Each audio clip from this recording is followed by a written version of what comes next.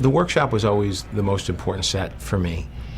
It was the space that was going to tell you before he got captured and builds the Mark I suit that he's a guy who likes fabricating, he likes working with his hands. We have him working on a 32 Ford that we show in a picture that he's working with his dad on. And it just shows that he's a bit of a gearhead. He's a guy who, not only is he a genius as far as design goes, but he actually has a hands-on knowledge of how to build things. And he's an inventor, but the type of inventor who doesn't just work with a pencil. That was important to make that leap so that it didn't just jump into fantasy land when he was in a cave and builds this suit. That he makes a breakthrough that was inevitable because he has a mind that is capable of these kind of realizations. So we put together a shop that would be any car builder's dream. We have everything from old English wheels that look like they were passed down from generation to generation. Maybe they were his dad's that were passed down. And then you also have like CNC machines that are sort of state-of-the-art, you know, or plasma cutters. And everything we figured was tied in and automated to the brain of the house. So I wanted to create a real mix of high-tech and low-tech. Why are you hustling me out here? Where are you going? You have plans? Yes, as a matter of fact, I do.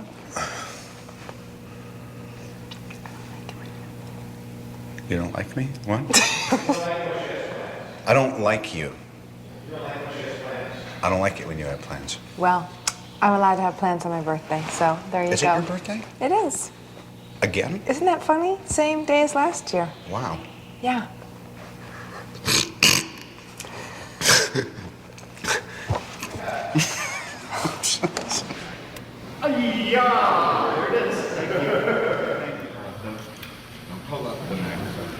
You're probably feeling coolness.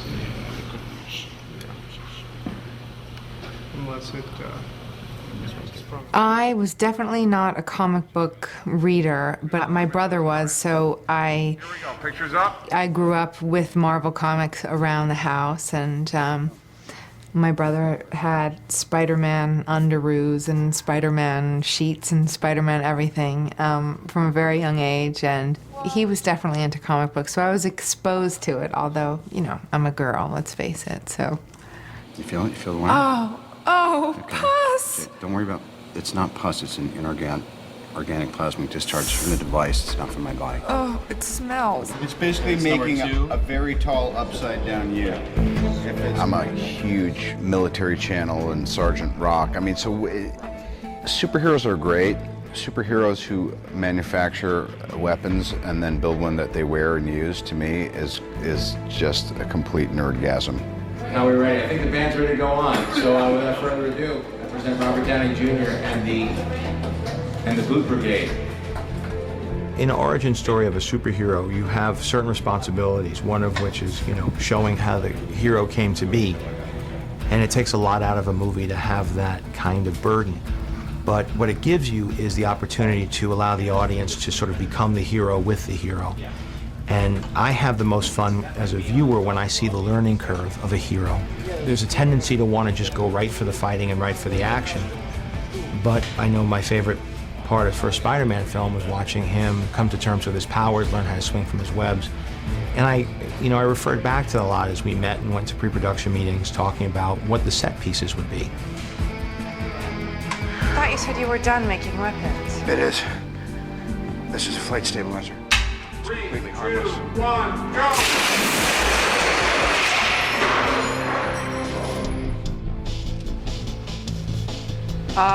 Well, watch where you point your flight stabilizer.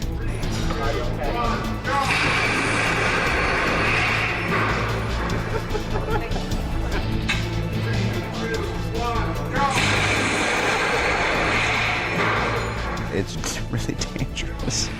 I like the guy that he's probably just as likely to kill himself trying to save people as he is to do the right thing. 2,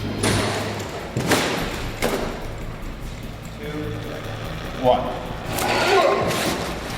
As far as Robert Downey doing stunts, he wants to keep doing more and more, and I got to keep reining him back because he's very game to just keep right on going.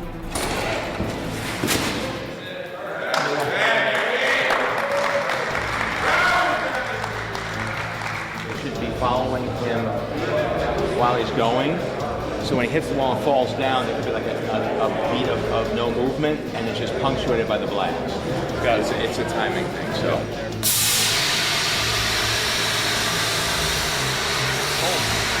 I like to think that I can do a ton of stuff, and I'm pretty game and physically able, and probably should be for the next, like I said, 5 to 7 years.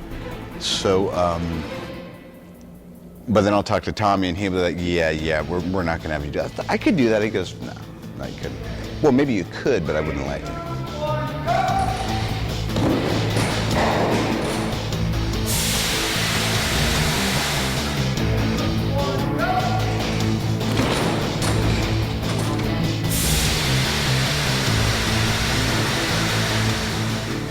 It still hurts, but it hurts every day. Getting up looking like this. It hurts in here, emotionally. But I'm doing better. I'm doing better. Can I go now?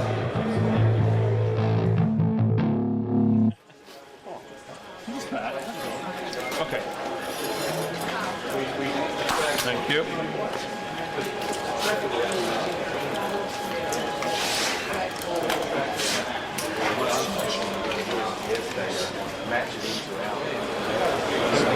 We're about to do Tony Stark experimenting with the combination of boots and gauntlets. This is his first successful flight in his workshop.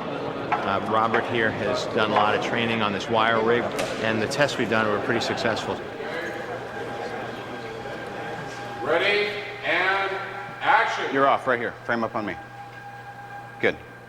Day 11, test 37, configuration 2.0. For lack of a better option, dummy is still on fire. Safety, if you douse me prematurely, I swear to God, I will donate you.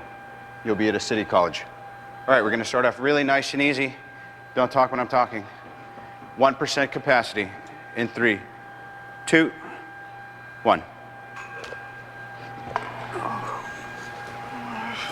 Nice. 3, 2, 1, drop.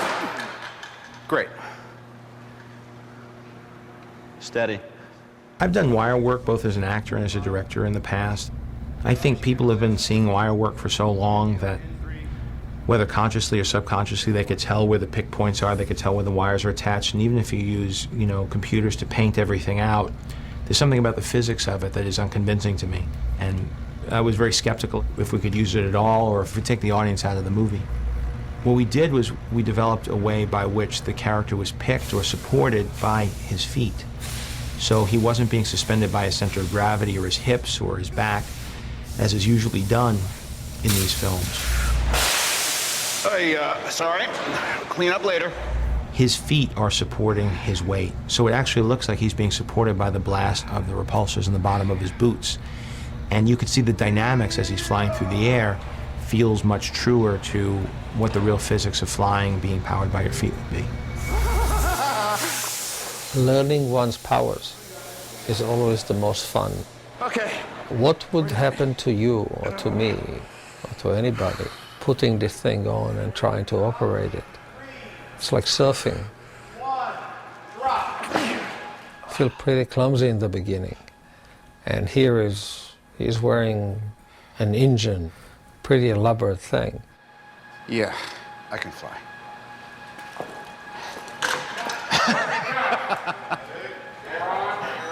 Oh, man.